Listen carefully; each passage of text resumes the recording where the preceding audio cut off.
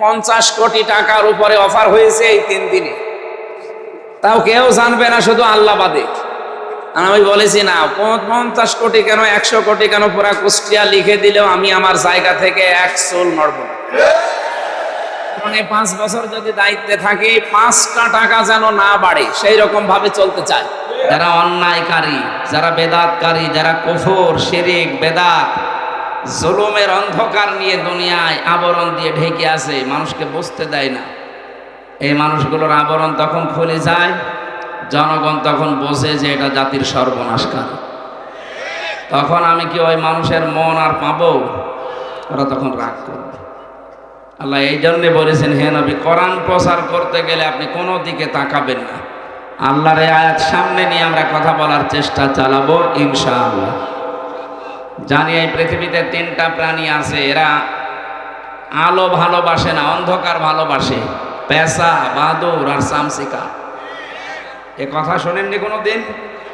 যে পেঁচা, বাদুড়, চামচিকা এরা কি দিনের আলোতে, সূর্যের আলোতে বের হয়? রাতের আধারে বের হয়। যখন অন্ধকার হয়ে যায় তখন বের হয়ে মানুষের ফসল নষ্ট করে, কলা নষ্ট করে, পানের বরজ নষ্ট করে। অন্ধকারে যদি বের হয়ে স্থির থাকতো, হয়ে যেত না, আরো জিনিসপত্র নষ্ট করে মানুষের ক্ষতি সাধন করে। তাহলে এরা দিনের আলো, সূর্যের আলো এদের ভালো লাগে না, এদের রাতের অন্ধকার ভালো লাগে। এই জন্য এদের নামও এরকম, পেঁচা, বাদুড়, চামচিকা। নাম যা মনে হচ্ছে চেহারা খুব সুন্দর নাকি? কেউ যদি পেঁচা একবার দেখে, ওকে মনে মনে ভাববে যে আল্লাহ আমার আর একবার দেখাও। ওর নামও সেই রকম, ওর চেহারাও এরকম। কি কথা বুঝতেছে? এই জন্য এরা যেহেতু মানুষের ক্ষতি সাধন করে, সেই মানুষগুলো এই পৃথিবীতে কোরআনের আলো, দিনের আলো, ইসলামের আলো সহ্য করতে পারে না। তখন তারা জুলুমের আলো, জুলুমের অন্ধকারের পথ, শিরিকের অন্ধকারের পথ,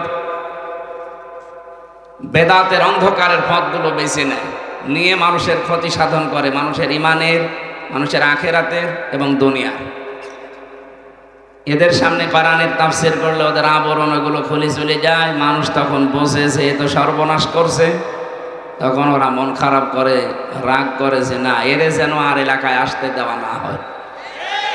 আমরা এটাই সারা দেশে দেখছি। তাছাড়া আমি আপনার কি শত্রু?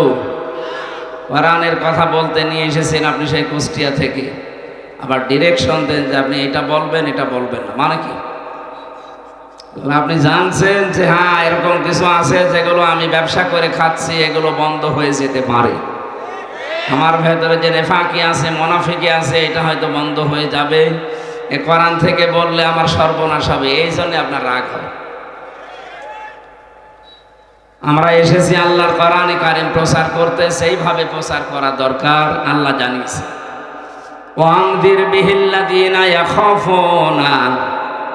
আল্লাহ পাক বলেন, হে নবী, আপনি এই কোরআনে কারীম দিয়ে ওই মানুষগুলোকে সতর্ক করেন, আইয়ুহশারু ইলা রাব্বিহিম লাইসা লাহুম মিন দুনিহি ওয়ালিয়্যুন ওয়ালা শাফীউন লাআল্লাহুম ইয়াত্তাকুন।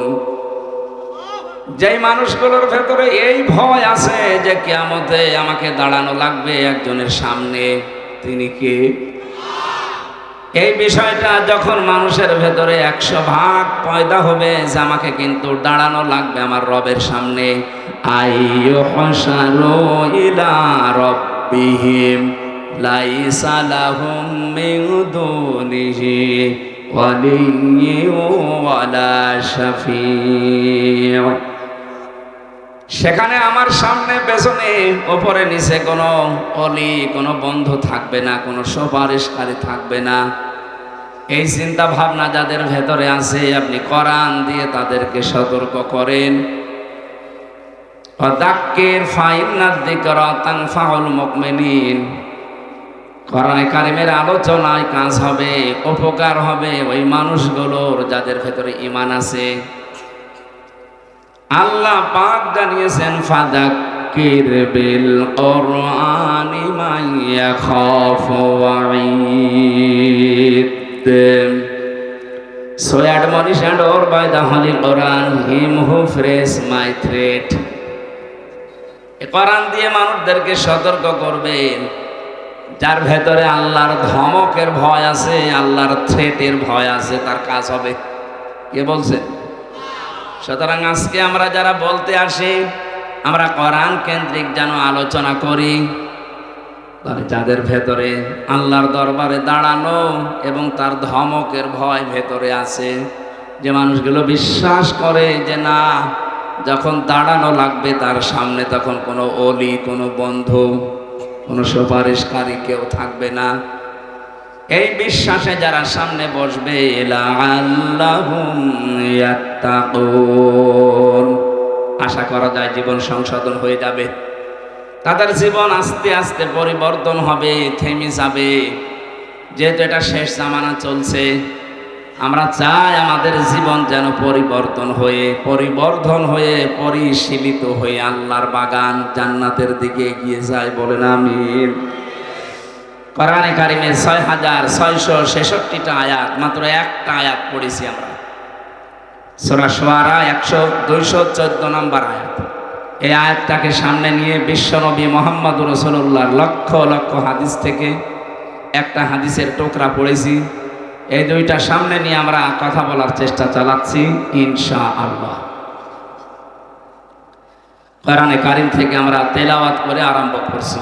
আউযু বিল্লাহি মিনাশ শাইতানির রাজিম। শয়তান যেন আশপাশে না থাকে, এই জন্য জবান খুলে পড়েন। আউযু বিল্লাহি মিনাশ শাইতানির রাজিম। বিসমিল্লাহির রহমানির রহিম।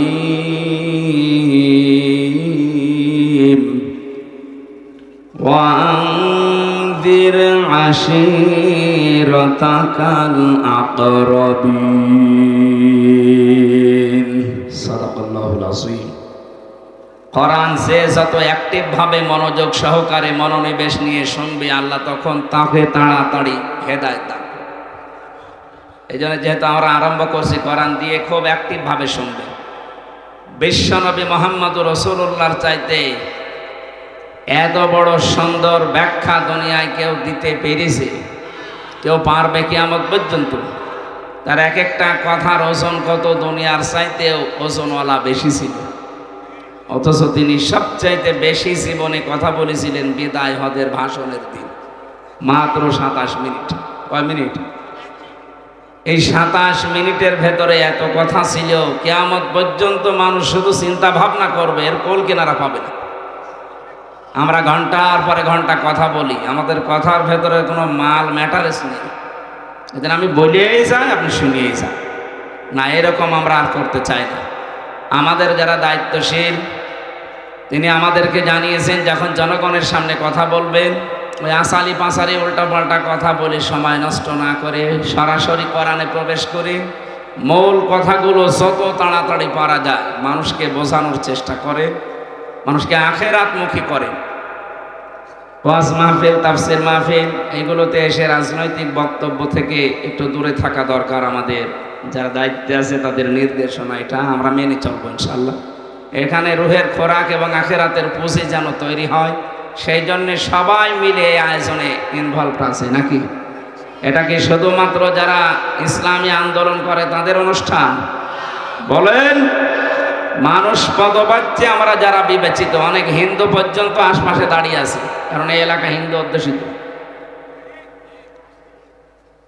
ওয়াইন আহাদুম মিনাল মুশরিকিন ইস্তাজারাকা ফাজিরহু হাত্তা ইয়াসমা কালাম আল্লাহ। আল্লাহ বলেন, হে নবী, মুশরিকদের কোন দল যখন, যারা আল্লাহকে বিশ্বাস করে না, কোরআনকে যারা বিশ্বাস করে না, এরাও যদি কোরআন শুনতে আসে, এর বাণী এত মধুরভাবে আমি আল্লাহ বানিয়েছি, ওদেরকে আপনি নিরাপদে এটা শোনার ব্যবস্থা করে দেবেন। সুতরাং আশপাশে যারা শুনছেন, আপনি স্থিরভাবে আল্লাহর কোরআন শোনেন। এটা যেমন মুসলমানের জন্য, এটা অমুসলিমের জন্য। কালকে আপনারা জানেন পরিবারের ৫ জন সদস্যর ৪ জন এসে মুসলমান হয়ে গেল চাঁপাইনবাবগঞ্জ কানসাটে। ওর মাকেও বলেছিল, ওর মা বলেছে না, আমি এখন হব না। বাবা, 2 ছেলে 1 মেয়ে, 4 জন এসে কোরআনে কারিমের এই তাফসীর ওরা বসে বসে শুনছিল। 1 ঘন্টা 15 মিনিট কথা বলেছিলাম। এরপরে এসে বলছে আমাদের ধর্মে আমরা আর থাকতে চাই না, শান্তির ধর্ম পৃথিবীতে একমাত্র ইসলাম, আপনি আমাদেরকে ইসলামে দীক্ষিত করান।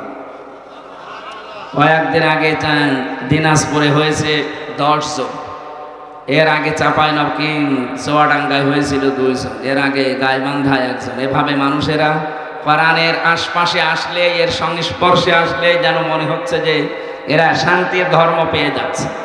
কারণ পৃথিবীর কোনো ধর্মের ভেতরে শান্তি নেই। ইন্নাদ দীনা ইনদাল্লাহিল ইসলাম, এই যে সিলমন থেকে ইসলাম এসেছে, আল্লাহর কাছে মনোনীত জীবন ব্যবস্থা, ধর্ম যাই বলে, শান্তি, এটা ইসলাম। এটা কি? টাকা পয়সা, অর্থ সম্পদ, ক্ষমতা থাকলেই মানুষকে আল্লাহ শান্তি দেবে, এ কথা কোনো জায়গায় দেয়নি। আরো জানিয়েছে যাদেরকে ক্ষমতা দিয়েছি এই মানুষগুলোকে অপমান করার সম্ভাবনা, অপদস্থ করার সম্ভাবনা বেশি।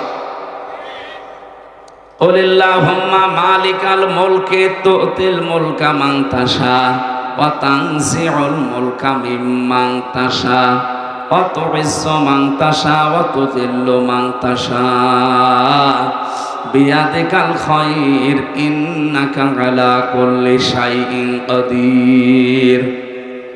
সূরা আলে ইমরানের 26 নম্বর আয়াতে আছে, খুব খেয়াল করুন। আল্লাহ বলেন, নবী আপনি বলেন ক্ষমতার একচ্ছত্র মালিকানা আমি আল্লাহর। এটা আমরা বিশ্বাস করি তো, বলেন না কেন? এই আয়াত যারা বিশ্বাস করে কোরআনে কারিমের, তারা মরণের আগ পর্যন্ত এ কথা বলতে পারেন না যে ক্ষমতার উৎস জনগণ। ক্ষমতার উৎস জনগণ, এ কথা বিশ্বাস করেন কারা? হাত তোলেন তো। কয়েকজন, তাহলে ঠিক আছে, ওরা মনে হয় হিন্দু হবে। আল্লাহ সারা আলে ইমরানের 26 নম্বর আয়াতে বলে দিচ্ছে, আপনি এরপরও বিশ্বাস করেন না, তার আয়াত কি মিথ্যা মনে হচ্ছে? কুলিল্লাহুম্মা মালিকাল মুলক, আল্লাহ বলেন আপনি বলেন যে আমি কিন্তু রাজত্বের মালিক, যাকে ইচ্ছা তাকে দেই, যাকে ইচ্ছা নামিয়ে দেয়। 2024 সালের আগস্টের 5 তারিখে ক্ষমতা থেকে নামিয়ে চরমভাবে অপমান করেছে, এটা কি ছাত্র জনতা না আল্লাহ? এটাও বিশ্বাস করেন? এটা আমরা তো এখন বিশ্বাস করছি, অথচ কোরআনে কারিমে 1500 বছর আগে আমার আল্লাহ এই সংক্রান্ত একটা আয়াত দিয়েছেন। সূরা আনআম 44 নম্বর আয়াত, ফালাম্মা নাসু মা যুকিরু বিহি ফাতাহনা আলাইহিম আবওয়াবা কুল্লি শাইইন। রব্বুল আলামিন বলেন, কোন মানুষ যখন আমি আল্লাহর নিষেধ আদেশ এগুলো ভুলে যায়, তখন তাদের শান্তি, স্বস্তি, তাদের প্রভাব প্রতিপত্তি আল্লাহ বাড়িয়ে দেওয়ার জন্য যত দরজা আছে সব খুলে দেয়। এখানে শব্দের দিকে খেয়াল করেন, ফাতাহনা, আমি আল্লাহ নিজে খুলে দেই, এর ফাইল সরাসরি আল্লাহ। আবওয়াবা, বাবের বহুবচন আবওয়াব। এই আয়াতটা আমার পড়ার পরে মনে হচ্ছে আল্লাহ মনে হয় 2024 সালের 5 আগস্টে নাজিল করেছে, অথচ এটা নাজিল হয়েছে 1500 বছর আগে। সুবহানাল্লাহ বলতে পারেন? একটু খেয়াল করে দেখেন মিলছে কিনা। যখন মানুষ আল্লাহর আদেশ নিষেধ ভুলে যায়, তখন আমার আল্লাহ তাদের জন্য যত নিয়ামতের দরজা আছে, যত রকমের শান্তি স্বস্তি আছে সব খুলে দেয়। তাদের প্রভাব প্রতিপত্তি, ক্ষমতা, টাকা পয়সা সব বাড়তে থাকে। আপনি দেখেন 2006 সালের এই অক্টোবর মাসের 28 তারিখে এই বাংলাদেশে যখন জসিম ভাইয়ের মতো মানুষকে পিটিয়ে হত্যা করার পরে তার লাশের ওপরে ড্যান্স দিয়েছিল, এটা শোনেননি কোনোদিন? দেখেননি?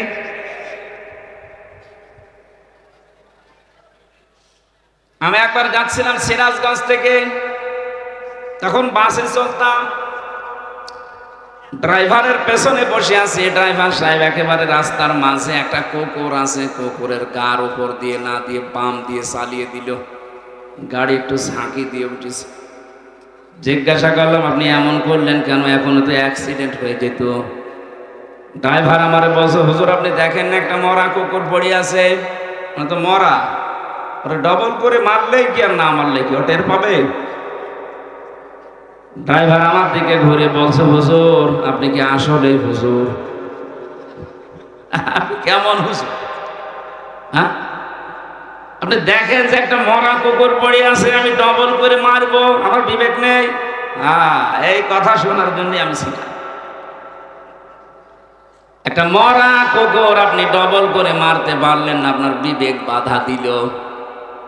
অথচ আমাদের দেশে আশরাফুল মাখলুকাত মানুষকে সাপের মতো পিটিয়ে মারার পরেও মানুষ লাশের ওপরে ড্যান্স দিয়েছে।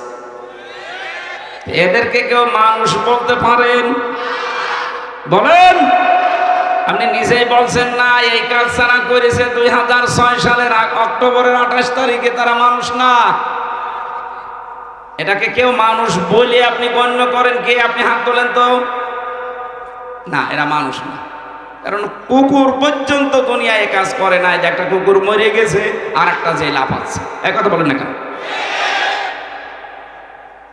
এ দৃশ্য দুনিয়ায় দেখার পরে আমার মনে হয়েছিল আল্লাহ এইরকম স্বৈরাচারী, এরকম জালেম, এরকম বড় নৃশংস হত্যাকারী মানুষদেরকে কোনোদিন বাংলার জমিনে ক্ষমতা দেবে না।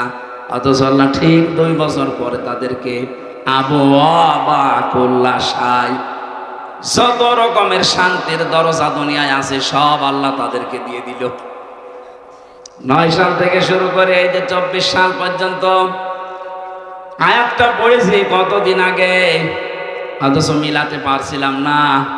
আল্লাহ বলেন হাত্তা ইযা ফারিহু বিমা উতু, এই মানুষগুলো যখন আমার বস্তু নিয়ে আনন্দে মেতে আছে, আত্মহারা হয়ে গেছে, আমি আল্লাহকে ভুলে গেছে, আখাযনাহুম বাগতাতান, আমি আল্লাহ নিজে হঠাৎ করে তাদেরকে ধরলাম। এই যে আখাযনা একালিফ টান আছে, এটা জমা মুতাকাল্লিম। আল্লাহ বলেন আমি নিজে ধরেছি। হোম মানে তাদেরকে, বাগতাতান মানে আকস্মিক ভাবে। আপনি 2024 সালের 5 আগস্টের সাথে আরেকটা মিলে যাচ্ছে। 15.5 বছর তাহলে ধরলো না কেন? 5 বছর পরেই মনে হয়তো আল্লাহ মনে হয় ধরবে ধরবে ধরবে। আল্লাহ বলেন কেন ধরিনি জানো? আমি ধরিনি তাদের এই কারণে, মানুষগুলোকে আমি ছাড় দিতে চেয়েছিলাম, দেখি কত দূর যেতে পারে।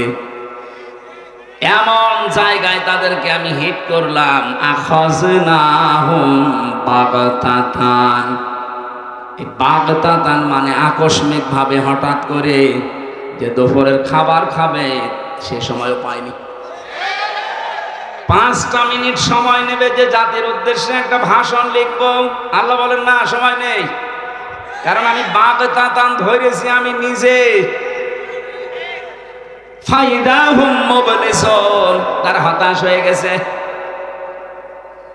এই হতাশা থেকে এখনো পর্যন্ত অনেকে বের হতে পারে না। এই জন্য এখন সুর তুলেছে যে আমি পদত্যাগ করিনি। এত বড় শয়তানি কথা আপনি বলতে পারবেন? 2024 সালের 5 আগস্টের ভিডিও আছে, সেই পদত্যাগের পত্র পর্যন্ত এখনো আছে। আপনি না পাগল হয়ে বলছেন যে আমি করিনি, কিন্তু সেই লোকটা ভিডিও বার্তা দিয়ে বলল যে হ্যাঁ আমার কাছে জমা দিয়ে গেছে লিখিত, ও কি এখন পাগল হয়ে গেল? সুতরাং এরকম পাগল যেন আমাদের দেশে দায়িত্বে না থাকে, এরকম পাগল থাকার দরকার, কারণ তার নিজের কথায় সে নিজে মিথ্যাবাদী। এখন কথা বলেন না কেন? আমার রিমান্ডে নিয়ে আমার ওই সেই 9 সালের 10 সালের 12 সালের ভিডিওগুলো কাটিং করে করে 2 মিনিট 2.5 মিনিট আমার শোনাইতো। আগের কথাও নেই, পরের কথাও নেই, মাঝখানে এখানে প্রসাব করিবেন, না করিলে 50 টাকা জরিমানা, এরকম বিষয় দিয়ে দিয়ে আমার যেমন মানসিক যন্ত্রণা দিয়েছিলেন। আমার মনে হয় যে মানুষগুলো এখন 24 সালের 5 আগস্টে বললেন যে এই যে পদত্যাগপত্র সই করা স্ট্যাম্প করা দুনিয়ার মানুষ দেখেছে, কত পত্রিকা কোন টিভি মিডিয়া দেখেছে। হঠাৎ করে আপনাকে কোন পাগলে কামড়িয়েছে? এখন কোন কারণে আপনি এইটা বলছেন যে না আমার কাছে কোনো দলিল নেই? আমার মনে হয় না কেউ ঠিক আমার মতো রিমান্ডে নিয়ে এটা দেখানোর দরকার। এই দেখে এনাটার কাট সাট করা লাগবে না, আসলটা দেখালেই হবে। এই যে দেখেন, আমারে তো এইটাই দেখিয়ে বলেছিল যে আপনি বলেছেন। হ্যাঁ বলেছি, কিন্তু আগের কথা কই? আমি তো কথা বলতাম তখন 1.5 ঘন্টা 2 ঘন্টা। আগের কথাও নেই, পরের কথা নেই, মাঝখানে 1.5 মিনিট 2 মিনিট হয়তো ওই রকম হয়ে গেল। শেষে পোশাক না লাগলে বলে আমি করি 50 টাকা জরিমানা দেওয়া লাগবে। আমার মনে হচ্ছে ওনাকে এখন এরকম কোন পাগলে কামড়িয়েছে। এতে হঠাৎ করে আপনি কোথা থেকে সুর তুললেন যে আমার কাছে দলিল নেই? তো দলিল তো সারা দুনিয়ায় এখন আছে। আপনি তো মিথ্যাবাদী হয়ে যাচ্ছেন, মানুষ আপনাকে কিন্তু পাগল বলবে। আর কোন পাগল দেশের দায়িত্বে থাকবে, দেশের 18 কোটি মানুষ মানবে না।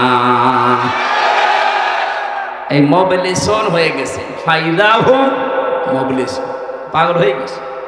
হঠাৎ করে তারা হতাশ হয়ে পড়েছে। এই মানুষগুলো যে হতাশ হয়ে পড়েছে, এর পরের শব্দে আছে ফাকুতিয়া দাবিরুল কওমিল্লাযিনা যালামু। আল্লাহ বলেন জালেমদের শিকড় আমি কেটে দিয়েছি। জালেমদের যেহেতু শিকড় কাটা হয়ে গেছে, আর পৃথিবীর ইতিহাস এইটাই বলে কোন স্বৈরাচারের পতন হওয়ার পরে সে আবার ঘুরে দাঁড়িয়েছে পৃথিবীর ইতিহাসে নেই। আপনি হিটলারের দিকে তাকান, কথা বলছেন না? পৃথিবীর ইতিহাস আমি যত পড়েছি এবং আমার যতটুকু জানা আছে, কোন স্বৈরাচার বিদায় নেওয়ার পর, পতন হওয়ার পর সে যে আবার ঘুরে দাঁড়িয়েছে পৃথিবী বলে না। সুতরাং যে স্বৈরাচার বিদায় নিয়েছে ও ঘুরবে এ বিশ্বাসও করি না। যারা এখনো আশায় বুক বেঁধে আছেন, নিজের ভবিষ্যৎ নষ্ট করবেন না। এখনো পর্যন্ত চায় আছেন, যদি জনগণ জেনে ফেলে যে আপনিও এখনো ঠ্যাং ভেঙে ফেলবে। আমরা তো এই জন্য মাওলানা মামুনুল হক জেল থেকে বের হয়ে বারবার বলছে যে দেশে যারা জালেম ছিল, জালেমদের আপনারা তালিকা করে করে ছবি দিয়ে মোড়ে মোড়ে টাঙিয়ে দিন, এরা যেন কিয়ামতের আগে আর ঘুরে দাঁড়াতে না পারে। আমরা চাই এদেশে সবাই যেভাবে অধিকার নিয়ে বাস করে সবাই বাস করবে। শুধু আপনার দল করলে আরামে থাকা যাবে, আর আমরা কি ভেসে এসেছি? এজন্য ক্ষমতা দিলে আমার আল্লাহ তাদেরকে এই দুনিয়াতে শান্তি স্বস্তি একেবারে কিয়ামত পর্যন্ত দিয়ে দেবে, সম্মান না, এরকম কথা নেই। বরং ক্ষমতা দেওয়ার পরে অনেককে আল্লাহ এমন অপমান করেছে, এই অপমানের কোনো শেষ নেই। ওয়ালাহুম আযাবুম মুহিন। আল্লাহ বলেন অপমানজনক শাস্তি দিয়ে ঘিরে ফেলেছি। পৃথিবীর ইতিহাস এটা পাল্টাবে না। 100 বছর পরে হয়তো এখানে আমরা কেউ থাকবো না, কিন্তু ইতিহাস তালিকা হবে। দেখেন 2-4 বছর যাক, এই জালেমদের 15.5 বছরের ইতিহাস ঠিক পাই টু পাই ওই অ্যাসিডের মতো লেখা হবে। অ্যাসিডকে 1500 পরে যখন এমন মানুষ এখন ঘৃণা করছে, জালেমদের ইতিহাস যখন লেখা হবে তখনও মানুষ পৃথিবীতে যারা থাকবে তারা ঘৃণা করবে আর বরদোয়া দেবে। এখন যদি কোনো হিন্দুকে এলাকায় বাস করে, যারা হিন্দু বলেন যে ভাই আপনার ছেলে হয়েছে 10,000 টাকা দেবো, ছেলের নাম অ্যাসিড রাখেন, নাম হইল অ্যাসিড গালি একটা। এরকম সময়ও পৃথিবীতে আসবে যাদের নাম অনেক সুন্দর সুন্দর, এই নামগুলো আল্লাহ গালি মানিয়ে দেবে। এটা পৃথিবীর ইতিহাস। আল্লাহ বলেন আসরি, ইতিহাসের কসম দিয়েছে। পৃথিবীর সব কিছু উলট পালট হয়ে যেতে পারে, ইতিহাস কিন্তু মানুষ এটা সত্যকে সব সময় চেপে রাখে, ওগুলো সময় হলে বাস্ট করে দেয়। এই জন্য আমরা এমন কোনো কাজ যেন না করি, ইতিহাস আমাদের আস্থা করে যেন নিক্ষেপ না করে। এই জন্য ক্ষমতা পেলেই আপনি শান্তিতে থাকবেন, আপনার সম্মান বৃদ্ধি হবে না, এটা মিথ্যা কথা। কোরআন বলছে ক্ষমতা দিয়েও মানুষকে আল্লাহ অপমান করতে পারে। আমরা সম্মান কোথায় পাওয়া যায় সেই দিকে এগিয়ে যাবো ইনশাআল্লাহ। আজকের আলোচনার বিষয় সতর্কতা। কি বললাম? এই সতর্ক বাণী দিচ্ছে কে? সূরা শুআরা থেকে একটা আয়াত পড়েছি, আল্লাহ সতর্ক বাণী দিচ্ছেন আমাদেরকে। বিশ্বনবী মুহাম্মদুর রাসূলুল্লাহ সাল্লাল্লাহু আলাইহি ওয়াসাল্লাম নবুয়ত পাওয়ার পর নবীজিকে আল্লাহ যে সমস্ত আয়াতগুলো দিয়েছিলেন প্রচার করার জন্য প্রাথমিক অবস্থায়, তার ভেতরে এটা একটা, ওয়ানদির আশীরাতাকাল আকরাবিন, হে নবী আপনার নিকটবর্তী যারা আছে এদেরকে সতর্ক করেন। এই আয়াত থেকে প্রমাণ হয় কোন মানুষ যদি দাওয়াতি কাজ আরম্ভ করতে চায় তাকে নিকটবর্তী থেকে শুরু করা লাগবে। আমার সবচাইতে নিকটে থাকে আমার স্ত্রী, আমার সন্তান, আমার বন্ধু, আমার মা বাবা। কথা বলে না কেন? এজন্য আমরা যদি দাওয়াতি কাজ আরম্ভ করি আমাদের নিজেদের বাড়ি থেকে শুরু করা লাগবে। আমি এখান থেকে চলে যাচ্ছি আমেরিকা, অথচ আমার বউ নামাজ পড়ে না, আমার ছেলে এখনো ডাল খাওয়া ছাড়েনি, এখনো বাবা অভ্যস্ত। কোন কারণে আমার অত দূর যাওয়া লাগবে? আমি আগে ঠিক করা লাগবে আমার নিজের স্ত্রীকে, আমার সন্তানকে। কারণ আল্লাহর নির্দেশ হচ্ছে ইয়া আইয়ুহাল্লাযীনা আমানু ও আনফুসাকুম ওয়া আহলিকুম নার। ইমানদার যদি দাবি করো নিজেকে আগে জাহান্নাম থেকে বাঁচাও, এরপরে তোমার আহাল পরিবার যারা আছে তাদেরকে চেষ্টা করো। এই আয়াত থেকে প্রমাণ পাওয়া যায় দুইটা, নিজে জাহান্নামের আগুন থেকে বাঁচা ফরজ। কি বলেন বলেন? কিন্তু আহাল পরিবারকে বাঁচানো ফরজ না, চেষ্টা করা ফরজ। আমরা চেষ্টা করে যাব, চেষ্টার বিভিন্ন ধরন আছে। বাংলাদেশে বহু ইসলামী দল তাদের কর্মসূচি দিয়ে পরিবার থেকে রাষ্ট্র পর্যন্ত মানুষকে বাঁচানোর, সতর্ক করার চেষ্টা করছে।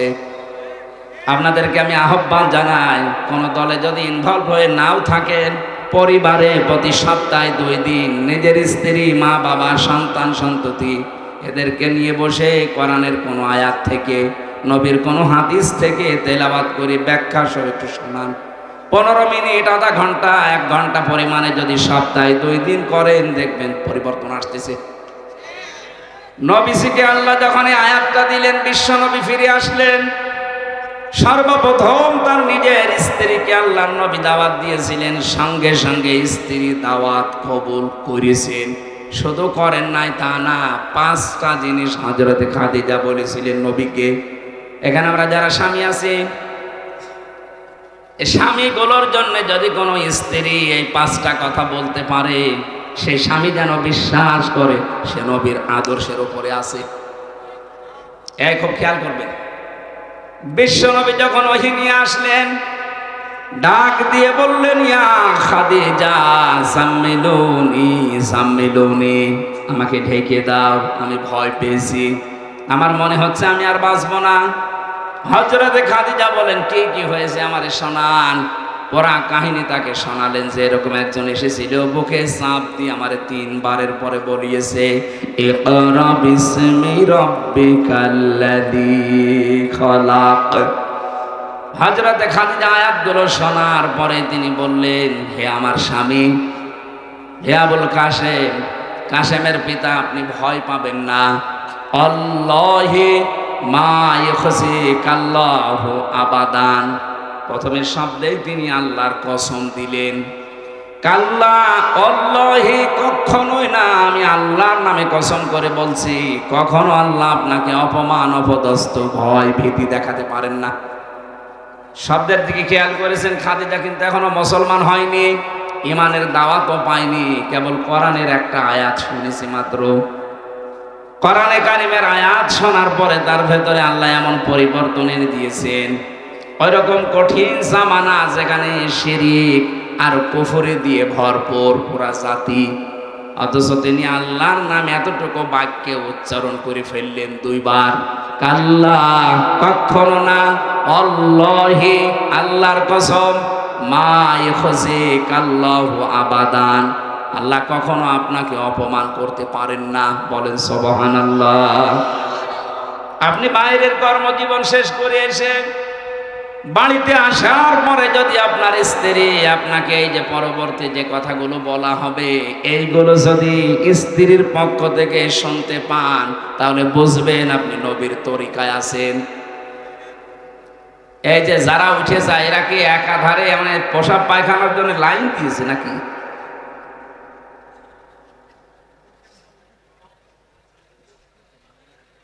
আমি শেষ করে দেব না, একটু ওঠাউঠি করলে সমস্যা হয়। ওঠা যাবে না ভাই, আপনার একটু কষ্ট হলেও একটু সময় থাকে। কালকের পরের দিন এখানে আপনি যতই মাইকিং করেন এ মানুষ পাবে না। সুতরাং পরিবেশ যদি আপনার কারণে নষ্ট হয়, খুব বেশি প্রয়োজন না হলে উঠবেন না। দেখা যাচ্ছে একেবারে আপনার কাজ শেষ, তখন উঠে চলে যাবে। আর আমার মনে হয় যুবক মানুষ না ওঠায় ভালো। হ্যাঁ, যুবক মানুষও যদি 1-1.5 ঘন্টা বসে থাকতে না পারে তো ও বিয়ে দিলে ওর বউ টেকবে। শেষে তো বদনাম হয়ে যাবে নওগাঁ জেলা, আর এই জেলায় কিন্তু আর কেউ মেয়ে বিয়ে দেবে না, কারণ এখানে বহু মেয়ের বাপ বসে আছে। এক কথা বলে না কেন? উনি শুধু ওয়াজ শুনতে আসে না, উনি মেয়ে জামাই খুঁজতেও এসেছে। এই জন্য আপনি যেন এরকম ভুল করেন না, শেষে যে দেখবে যে তো না। নওগাঁবাসী এবার নিজের সাথে মিলাবেন হাদিসটা। খাদিজাতুল কুবরা রাদিয়াল্লাহু তাআলা আনহা তিনি বলেছিলেন, হে আমার স্বামী, ইন্নাকা লা তাসিলুর রাহমা, আপনি তো রক্তের সম্পর্ক ঠিক রাখেন, আপনি তো রক্তের সম্পর্ক নষ্ট করেন না। তাহলে আল্লাহ আপনাকে ভয় দেখাবে কোন কারণে? কোন জিন ভূত পরী যাই ভয় দেখায় মানুষদেরকে, কোনো কিছু আপনাকে ভয় দেখাতে পারে না আমি বিশ্বাস করি। কারণ আপনি এই 15 বছর সংসারে আমি দেখলাম কোনোদিন রক্তের সম্পর্ক ছিন্ন করেননি। বাংলার মানুষেরা, এই পৃথিবীতে যারা রক্তের সম্পর্ক ছিন্ন করে না, যারা ঠিক রাখে, তাদের ভেতর থেকে আল্লাহ সব রকমের ভয় দূর করে দেয়। অথচ এখানে বহু হাসি বসে আছে, নিজের ভাইয়ের সাথে আজ 3 বছর কথা বলে না। কথা বলে না কেন? কারণ কি? ওই 1 বিঘত জায়গা নিয়ে মারামারি ছিল। দুনিয়ার এই কোনো বিষয় নিয়ে কেউ যদি দুনিয়ার কোনো মানুষের সাথে, বিশেষ করে যাদের সাথে রক্তের সম্পর্ক আছে, এরকম কোনো মানুষের সাথে যদি আপনি সম্পর্ক নষ্ট করে দেন দুনিয়ার কোনো স্বার্থের কারণে, কোরআনে হাদিসে যা পাওয়া যায়, এরকম যদি 3 দিন কেটে যায়, কথাবার্তারা যদি আপনি ফিরে আসতে না পারেন, আপনি মারা গেলে বেঈমান হয়ে মরবেন, ঈমান পাবেন না। অথচ এ দেশে বহু মানুষ 3 দিন না 30 বছর ভাইয়ের সাথে কথা বলে না। আমি কুষ্টিয়াতে 10 সালে যে ওসি সাহেবকে পড়াতাম, যখন আমাকে গ্রেফতার করেছিল ওর পরের বছর, উনি আমারে বলতো মাঝে মাঝে যে আমার জীবনে বড় আফসোস, আমার দুঃখ, আমার নিজের আপন ভাই আমার সাথে আজ প্রায় 7 বছর কথা বলে না। কারণ কি? কারণটা হচ্ছে যে জমি ভাগ করার সময় মাত্র 1 বিঘত না 1 হাত জমি যেন একটু বেঁধে গিয়েছিল এই নিয়ে। অথচ এই ভাইটার জন্য ছোটবেলায় মাথার ঘাম পায়ে ফেলে কত কষ্ট করে কোলে কাঁখে পিঠে নিয়ে মানুষ করেছে। ওই কথাগুলো একটু মনে পড়ে না আপনার? আপনার স্ত্রীর কান পড়ার কারণে আপনার ভাইয়ের সাথে আপনার রক্তের সম্পর্ক আপনি নষ্ট করে ফেলেছেন। আপনি বিশ্বাস করে নিতে পারেন, বিভিন্ন ভয় আপনার মনে আল্লাহ ঢুকিয়ে দেবে। আমি কথা বোঝাতে পেরেছি? আল্লাহ যখন সব সৃষ্টি করা শেষ, তখন এই যে রেহেম বলা হয়, যেটা রক্তের সম্পর্ক, এইটা আল্লাহর কুদরতি যে মাজা আছে এটা চেপে ধরলেন, ডাক দিয়ে বলেন, রব্বুল আলামিন তুমি তো সবার জন্য সব করলে, তা আমার ব্যাপারে তুমি তো কিছু বললে না, আমার ব্যাপারে কিছু বলবা তো? আল্লাহ বলেন, তোমার ব্যাপারে আমার কথা হচ্ছে, দুনিয়ায় যারা সম্পর্ক তোমার সাথে রাখবে আমি তাদের সাথে আছি, যারা তোমার সাথে সম্পর্ক রাখবে না আমি আল্লাহ তাদের সাথে নেই। আপনি দেখেছেন বিষয়টা কত গভীর। যারা মানুষের সাথে সম্পর্ক রাখে না, বিশেষ করে রক্তের, নিজের ফুফু, চাচা, আপন ভাই, আপন বোন, মেয়ে, এই কথা বলছে না কেন? এই মানুষগুলোর যাদের সাথে সম্পর্ক ভালো না, তাদের মনের ভেতরে বিভিন্ন ভয় ঢুকিয়ে দেবে কে? এখানে এরকম চরিত্রের মানুষ আছেন? কারা হাত তোলেন তো? কোন এলাকায় ওয়াজ দিয়েছেন আপনারা? তো সব আল্লাহর ওলি বসে আছে। আমার মনে হয় এলাকায় আগামী বছর আর ওয়াজ দেবেন না, আগামী বছর গান দেবেন। এই ভালো মানুষের সামনে ওয়াজ করে লাভ আছে? সত্যি কি এলাকায় এই হাদিসটা মেনে নেওয়ার মতো মানুষ নেই? রক্তের সম্পর্ক যদি সত্যি আপনার খারাপ হয়, আপনার নামাজ, আপনার রোজা, আপনার হজ করা সব মাঠে মারা যাবে, কিচ্ছু হবে না। কারণ আল্লাহ বলেন আমি সম্পর্ক কাট করে দেব ওর সাথে। তা আপনি কার কাছে সওয়াব পাঠাবেন বলেন? আমি সহ যারা আছে এটা আজকে থেকে মেনে নেওয়া যাবে না। আমার একটা বোন, আমার তো ভাই নেই, আমার ফুফু আছে কয়েকটা, চাচা আছে কয়েকটা। হ্যাঁ, সম্পর্ক নষ্ট করা যায় যদি আল্লাহর বিধান সামনে এসে যায়। দেখা যাচ্ছে না উনি আল্লাহর বিধানের বাইরে, ওই রকম চাচা, ওই রকম ফুফু, ওই রকম বোন না, ওই রকম বাবা হলেও বাবাকে আর মানা যাবে। এটা আমি বানালাম। কোরআনে কারিমের ভেতরে আল্লাহ জানিয়েছেন, ইয়া আইয়ুহাল্লাযীনা আমানু লা তাত্তাখিযু আবাআকুম ওয়া ইখওয়ানাকুম আউলিয়া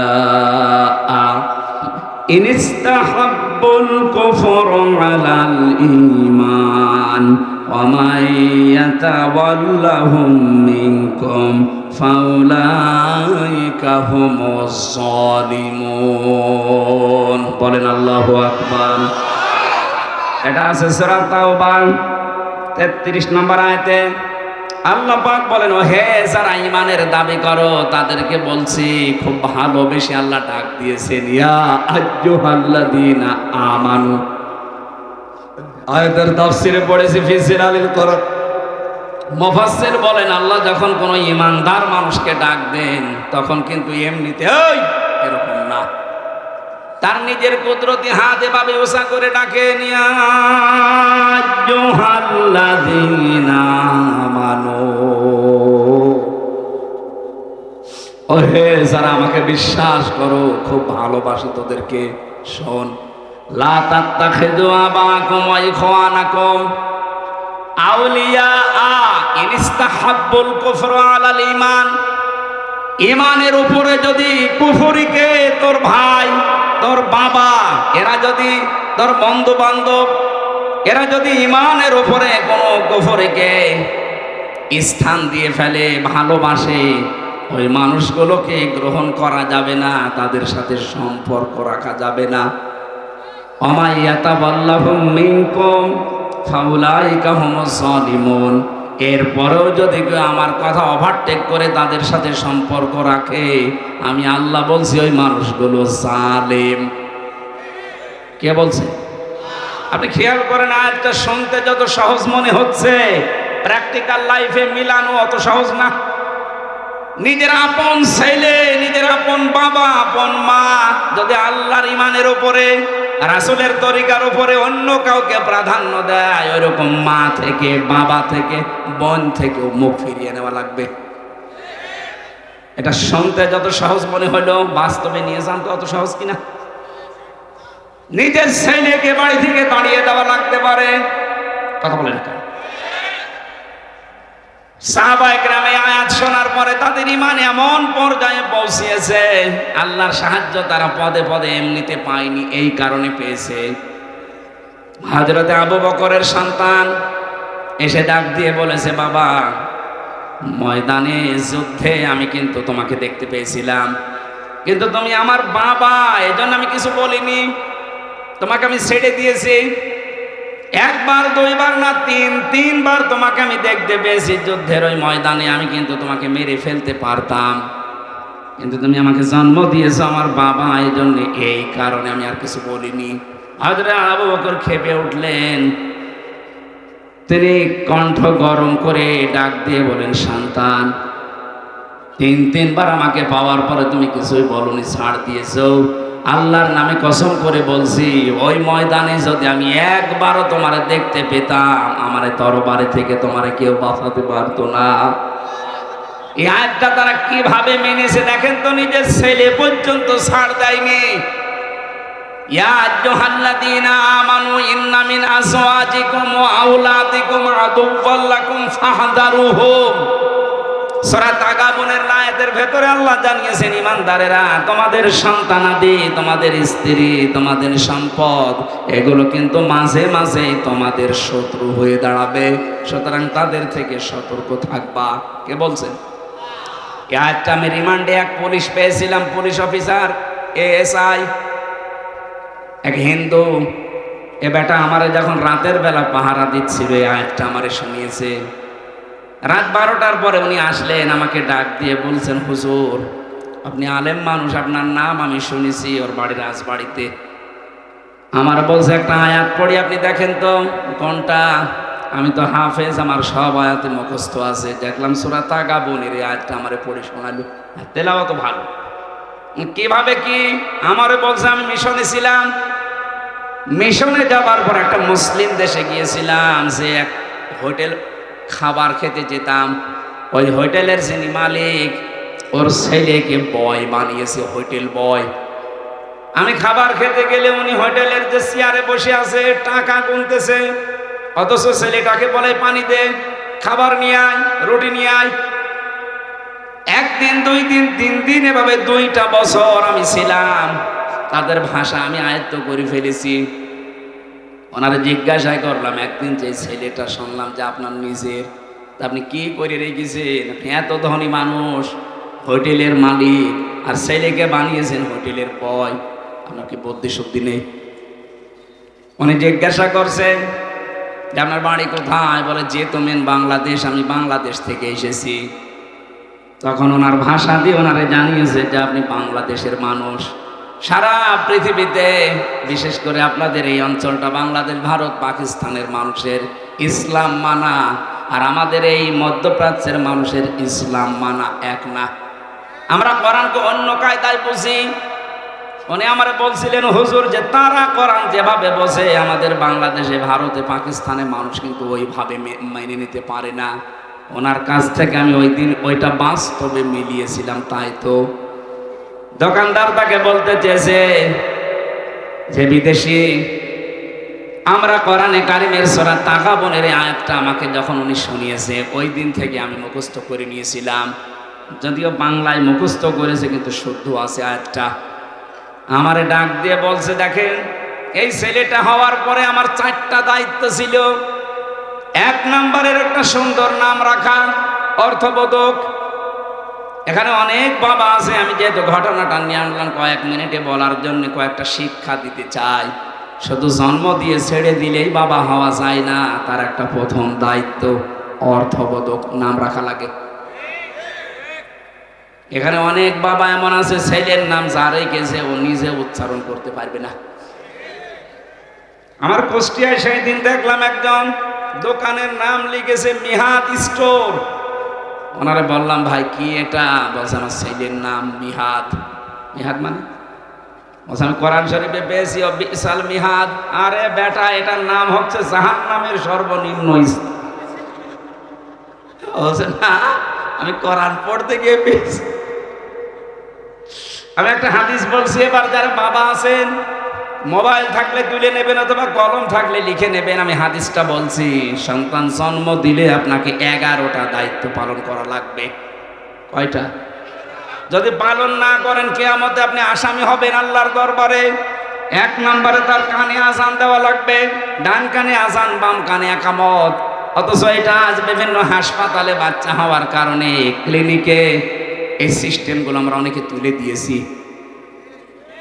এখানে আজান একামতের কোনো চেষ্টা হয় না, কোনো সিস্টেমও নেই। বের হওয়ার পরে শুধু টাকা নিয়ে দৌড়াদৌড়ি হয়, আমার বকশিস দেন। এই সিস্টেমটা নবীজি কেন দিয়েছেন জানেন?